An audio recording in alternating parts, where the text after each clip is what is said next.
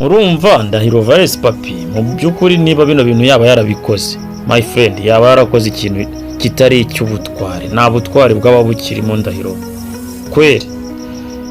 Kuko urumva Disikerema we ngo yamubwiye yuko kira kiganiro atari ngombwa ko agisohora, ati kuko impamvu utakwiye kugisohora kino kiganiro harimo ibyo nagiye mvuga kubw'umujinya ariko bitabayeho, cyane nko kuvuga ngo natanze ruswa.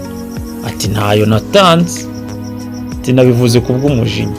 Arangije aramubwira ati ndabizi ko wakoresheje esase uza gufata kino kiganiro hano cyangwa se uza gufata iyi nkuru, ariko fagitira esase wakoresheje ngewe mamagare mu rugo uhanyure baguhereza amafaranga madame, nurangiza wikomereza ikiganiro gisibe.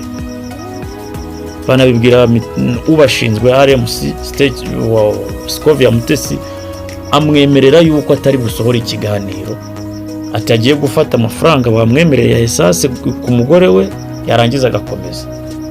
Ikintu kibabaje we yageze yajya ikiganiro aragisohora, ariyo mpamvu n'inzego zahise zivuga ati aya makuru tubonye arashyushye kubera yuko harimo ruswa, bahita baza kugira gute gutwara Disikerema. Urumva ikintu cyari kijemo na ruswa kandi na nyira yayemera, ntago nawe uru rwego wari kwicara kandi ari cyo ushinzwe.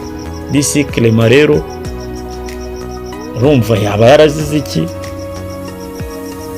Yarahanahanwe ishyari, bagenzi be batuma atabwa muri yombi.